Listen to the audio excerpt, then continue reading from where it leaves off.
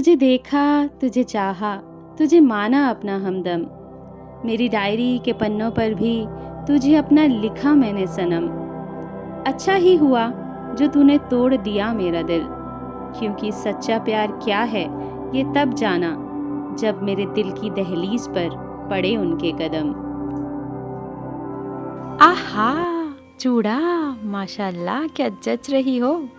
नवविवाहिता मधुरा की कलाइयों पर सजे चूड़े देख दफ्तर के सहकर्मी दोस्त बहुत खुश थे।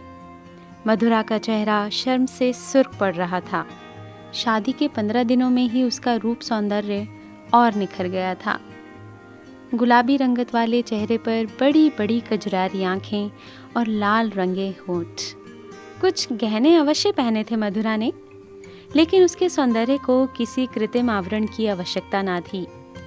नए प्यार का खुमार उसकी खूबसूरती को 4 चांद लगा चुका था। कैसी चल रही है शादीशुदा जिंदगी, कूल या हॉट? सहेलियां आंखें मटका मटका कर उसे छेड़ने लगी।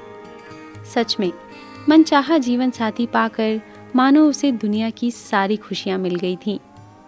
माता पिता के चयन और निर्णय से उसका जीवन खिल उठा था। वैसे क्या बढ़िया टाइम चुना तुमने अपनी शादी का। क्रिसमस के समय वैसे भी काम कम रहता है, सभी जैसे त्योहार को पूरी तरह एंजॉय करने के मूड में होते हैं। सहेलियां उसे छेड़ने लगी।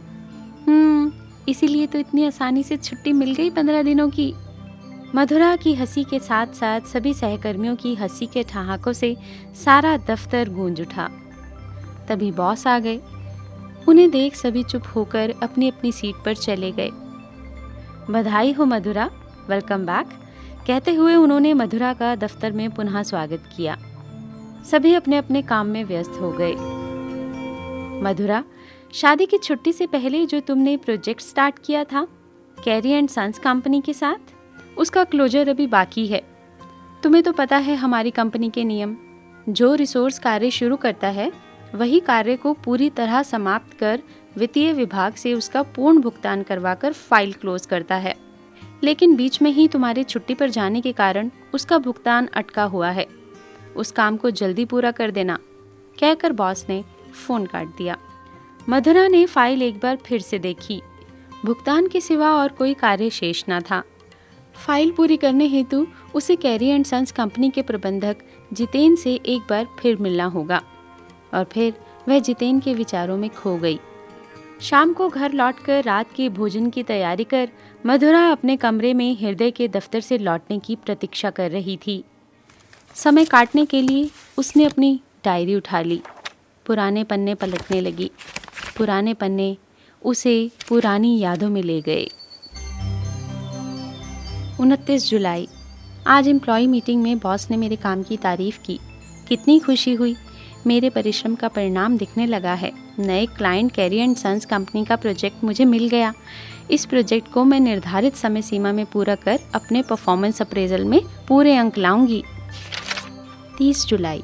क्या बढ़िया दफ्तर है कैरी एंड सन्स कंपनी का। मुझे आज तक अपना दफ्तर कितना A1 लगता था, लेकिन उनका दफ्तर देखकर मेरे होश उड़ गए। इंटीरियर डिज़ाइनर का काम लाजवाब है। इतने बढ़िया दफ्तर में अक्सर आना जाना लगा रहेगा, मज़ा आ जाएगा। 31 जुलाई। सारे विभाग बहुत अच्छी तरह नियंत्रित हैं और आपस में उनका समन्वय भी अच्छा है। कैरी एंड सन्स कंपनी का IT विभाग प्रशंसा के काबिल है। आज अपने काम की शुरुआत की मैंने, लोगों से मिली, किंतु जिनके साथ मिलकर मुझे काम करना है यानी जितेन, उनसे मिलना रह गया। कल उनसे भी मिल लूँगी। 1 अगस्त। मैंने सपने में भी नहीं सोचा था कि ऐसा हीरो जैसा बंदा दफ्तर में टकराएगा मुझसे। उफ, कितना खूबसूरत नौजवान है जितेन, लंबा चौड़ा सुंदर, जैसे मेरे सपनों का राजकुमार। 6 अगस्त। आज पूरे हफ्ते भर बाद फिर से जितेन से मुलाकात हुई। वे इतना व्यस्त रहते हैं कि मुलाकात ही नहीं हो पाती। इतनी ऊंची पोस्ट पर है ना, अभी तक ठीक से बात भी नहीं हो पाई है। पता नहीं कब हम दोनों को बातचीत करने का मौका मिलेगा। अभी तो मैं जितेन को अपने काम के बारे में ढंग से बता भी नहीं पाई हूँ। 16 अगस्त। जितना देखती हूँ उतनी ही दीवानी होती जा रही हूँ मैं जितेन की। एक बार मेरी ओर देख ले वो, तो मेरी सांस गले में ही अटक जाती है। लगता है जो बोल रही हूँ, जो काम कर रही हूँ, सब भूल जाऊंगी। इतना स्वप्निल मैंने स्वयं को कभी नहीं पाया पहले। क्या हो जाता है मुझे जितेन को देखकर? लेकिन वह है कि मुझे समय ही नहीं देता। बस 4-5 मिनट कुछ काम के बारे में पूछकर चला जाता है। कब समझेगा वो मेरे दिल का हाल? क्या मेरी आंखों में उसे कुछ नहीं दिखता? 3 सितंबर। आज घर लौटते समय एफएम पर सत्ते पे सत्ता मूवी का गाना सुना। प्यार हमें किस मोड़ पे ले आया कि दिल करे हाय हाय, कोई ये बताए क्या होगा। गाड़ी चलाते समय पूरा गला खोलकर गाना गाने का मज़ा ही कुछ और है। और फिर आज तो गाना भी मेरे दिल का हाल बयां कर रहा था। ना जाने जितेन के साथ पल दो पल कब मिलेंगे और मैं कब अपने दिल का हाल उसे कह पाऊंगी। हृदय के कमरे में आने की आहट से मधुरा अतीत की स्मृतियों से वर्तमान में लौट आई। कैसा रहा दफ्तर में शादी के बाद पहला दिन? हृदय ने पूछा। मधुरा को हृदय की यह बात भी बहुत भाती थी कि वह उसकी हर गतिविधि, हर भावना, हर बात का ख्याल रखता है। दोनों ने बातचीत की, खाना खाया और अगली सुबह के लिए अलार्म लगाकर सो गए। अगले दिन मधुरा अपने client Carey and sons company पहुंची। आज उसने फाइल क्लोजर की पूरी तैयारी कर ली थी। फाइनल पेमेंट का चेक देने वह जितेन के कैबिन में पहुंची। उसके हाथों में चूड़े को देखकर जितेन ने उसे बधाई दी। मुझे आपकी कंपनी से पता चला था कि आप अपनी शादी के लिए छुट्टियों पर गई हैं। शादी की बहुत बहुत बधाई हो आपको। काम पूरा होने के बाद मधुरा ने अपने दफ्तर लौटने के लिए कैब बुला ली। सारे रास्ते उसके मन मस्तिष्क में जितेन घूमता रहा। किस औपचारिकता से बात कर रहा था आज? उसे याद हो आया वो समय जब जितेन और मधुरा की मित्रता भी हो गई थी और वह सिर्फ अच्छे दोस्त की श्रेणी से कुछ आगे भी बढ़ चुके थे। मधुरा तब कैरी एंड सन्स कंपनी जाने के बहाने खोजती रहती। जितेन भी हर शाम उसके दफ्तर से उसे पिक करता और दोनों कहीं कॉफ़ी पीते समय व्यतीत करते। दोनों को ही एक दूसरे का साथ बेहद भाता था। मधुरा के चेहरे की चमक बढ़ती रहती और जितेन कुछ गंभीर स्वभाव का होने के बावजूद उसे देख मुस्कुराता रहता। जितेन आए दिन मधुरा को तोहफे देता रहता, कभी हैंडबैग, कभी परफ्यूम्स। जितेन, इतने महंगे तोहफे क्यों लाते हो मेरे लिए? मैं हर बार घर और दफ्तर में झूठ बोलकर इनकी कीमत नहीं छिपा सकती। तो सच बता दिया करो ना, मैंने कब रोका है तुम्हें?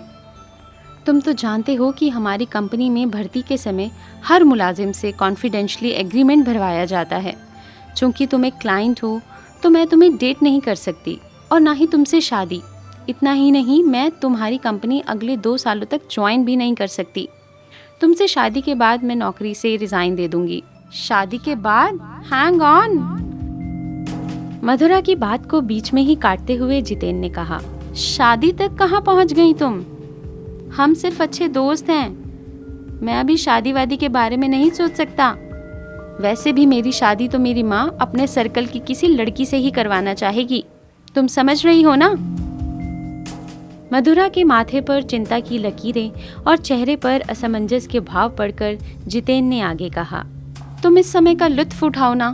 ये महंगे तोहफे, ये बढ़िया रेस्टोरेंट, शॉपिंग, ये सब तुम्हें खुश करने के लिए ही तो है।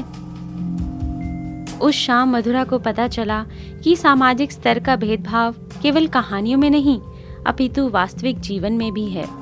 उसने सोचा ना था कि उसे भी इस भेदभाव का सामना करना पड़ेगा।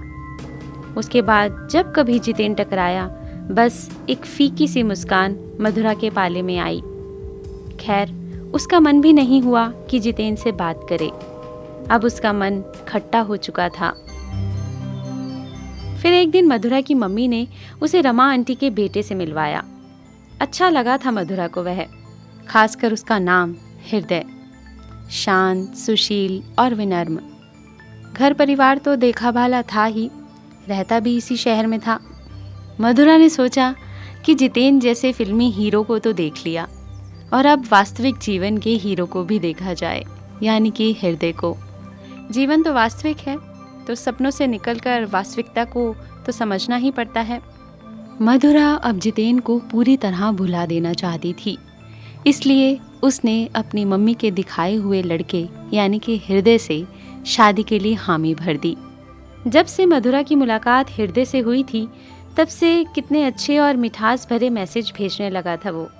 हृदय उसे अच्छा लगा था, उसकी बातें, उसका अंदाज, उसका भोलापन। मधुरा अब अपने अतीत से बाहर आ चुकी थी। हृदय के प्यार ने उसके हृदय में अपनी जगह बना ली थी। उसकी मम्मी और आंटी बहुत खुश हुई, उसका मन भी खुश था। मन की तहों ने जहाँ एक तरफ जितेन को छाना था, वहीं दूसरी ओर हृदय को भी टटोल कर देखा था। हर अनुभव जीवन में कुछ सबक लाता है और कुछ यादें छोड़ जाता है। चलते रहने का नाम ही जीवन है। मधुरा अपने दफ्तर में पहुंच चुकी थी। आज वह अपने परफॉर्मेंस अप्रेजल में अपने पूरे किए प्रोजेक्ट को भरने वाली थी। वाकई में ही मधुरा जिंदगी में आगे बढ़ चुकी थी।